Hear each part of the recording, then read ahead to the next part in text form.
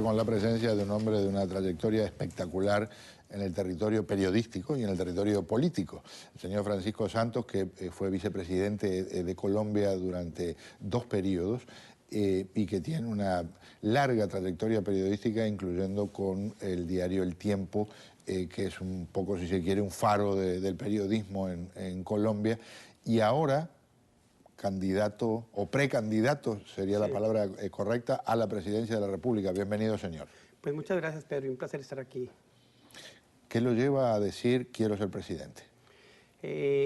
Después de 8 años de recuperar a Colombia y de ver que iba en la dirección correcta, ver un retroceso dramático como lo hemos tenido en los pasados 3 años, un presidente al que le dimos nuestro voto, nuestra confianza, un mandato clarísimo, y ver cómo lo traiciona y lo deja y gobierna, se elige con nuestras ideas y gobierna con las ideas de los demás.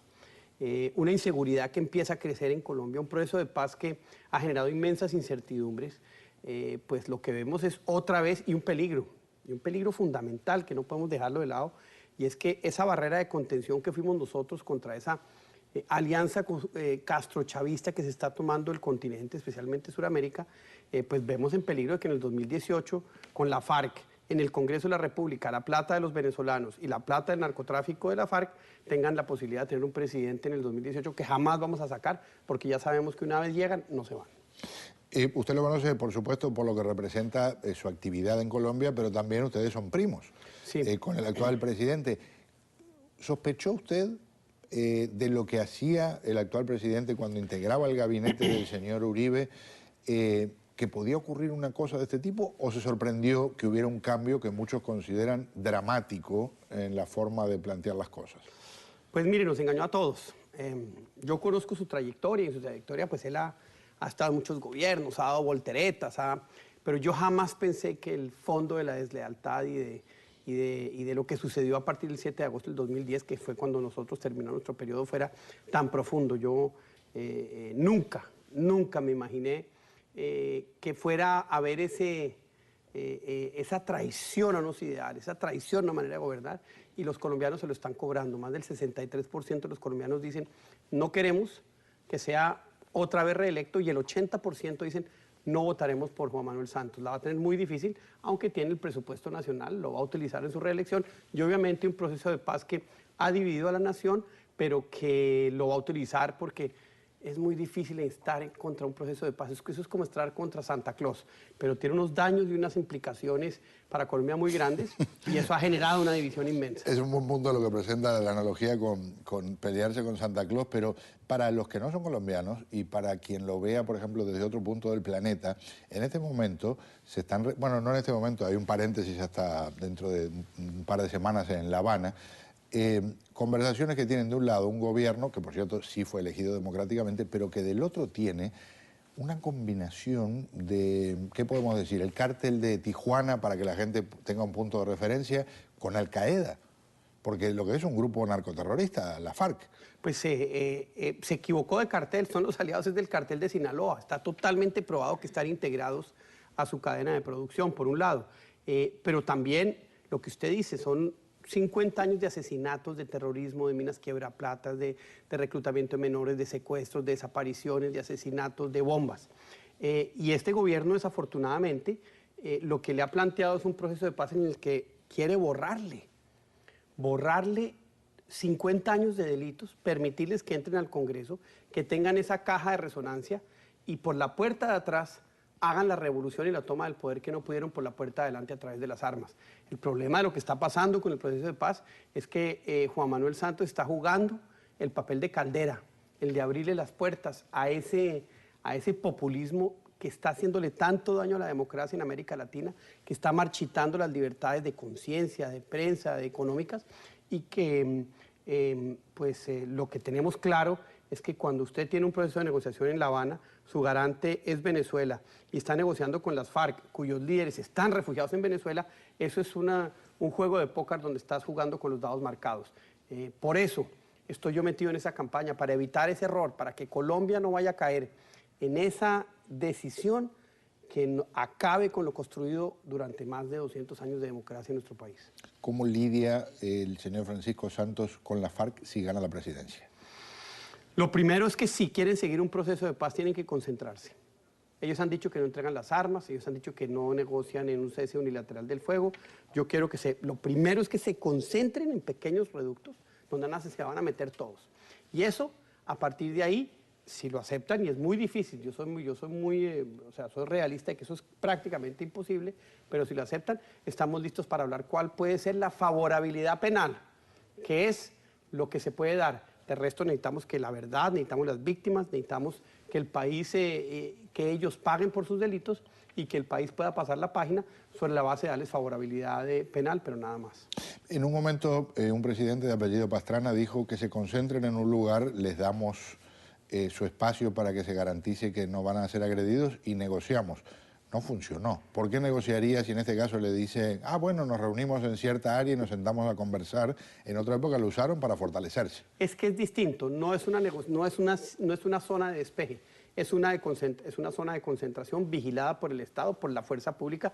Ahí en esa zona de despeje no podía entrar la fuerza pública, no, aquí sí, aquí la rodea la fuerza pública, son pequeñas, hay absoluta vigilancia de la fuerza pública, como ya hubo unas zonas similares en procesos de paz anteriores que sirvieron, pero que además sirven para controlar a aquellos que tienen las armas, para controlar sus acciones, para en un momento dado, cuando viene un proceso ya de desarme, llevarlo a buen término. Hoy ellos dicen, vamos a desaparecer las armas. ¿Quién nos garantiza que sí lo van a hacer si han engañado al país 50 años? Van a desaparecer las armas. ¿Dónde vamos a saber quiénes son las que las estaban portando y quiénes eran los delincuentes? Entonces, ahorita estamos en el peor de los mundos. Pero repito, mire, lo más grave de esto es que las FARC ya ganaron. El gobierno colombiano, el actual gobierno, cuando las teníamos ya a punto del knockout, como se dice en el boxeo, el presidente Santos, ya con su rival, con los brazos abajo, dio media vuelta y se sentó en su esquina, le dio aire. Le permitió recuperar su oxígeno político, le permitió recuperar su oxígeno internacional. Y el costo, una fuerza pública paralizada, una inseguridad que aumenta en Colombia, un desconcierto de los colombianos, una opinión pública dividida y el fantasma del castrochavismo metiéndose a Colombia, que es quizás lo más grave que veo yo venir. Críticos del gobierno del presidente Uribe dicen que no fue igual con los paramilitares en términos de la forma de enfocarlo. ¿Qué dice? Claro que no fue igual, están extraditados en los Estados Unidos. Están la mayoría de ellos pagando cárcel. Aquí lo que el presidente Santos quiere es que no paguen un día de cárcel y que pasen al Congreso. Jamás se negoció nada. Ojalá pudiéramos tener un proceso como el de los paramilitares con las FARC, en los que lo único que se les dio fue favorabilidad penal, no se les dio absolutamente nada más. Pero cada uno de los paramilitares que se desmovilizó quedó registrado ante la Fiscalía, cada arma se entregó. Fue un proceso que en ese sentido tuvo un grado de transparencia y hoy la mayoría de mandos medios todavía están en la cárcel purgando penas que sí, son favorables, hasta 8 años para delincuentes que merecerían estar 100 años en la cárcel. Pero esa fue la decisión del gobierno colombiano, entrégueme su arma y de la sociedad. Y yo le rebajo la pena a 3, 4, 5 y hasta 8 años. Eso sería para mí un muy buen negocio si se logra hacer con las FARC. En mi país, en Uruguay, se les dice carteles, no a los grupos de narcotraficantes, sino a las vallas publicitarias. Usted estableció ahí una polémica gigantesca con una valla publicitaria en la que está un personaje del narcoterrorismo como Iván Márquez y su primo, ¿verdad? No, y un personaje del narcotráfico como es Pablo Escobar. Y entonces lo criticaron mucho porque, lo criticaron mucho, por supuesto, gente de organizaciones no gubernamentales y, por supuesto, de la FARC. ¿Por qué hizo eso? Porque es que desafortunadamente nos quieren en Colombia inventar que aquí hay víctimas de primera categoría y víctimas de segunda y victimarios de primera categoría y victimarios de segunda. Entonces nosotros al colocar a Pablo Escobar y a Iván Márquez y hacer la pregunta, adivine quién ha matado más policías, queremos una paz sin impunidad, Francisco Santos, dice la valla, obviamente la FARC ha matado 6 veces más policías que Pablo Escobar.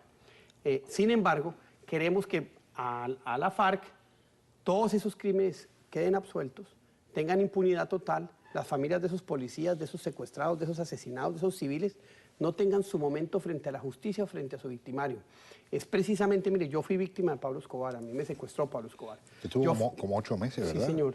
Yo fui víctima de las FARC, a mí me tocó irme de mi país en el año 2000 porque me iban a asesinar.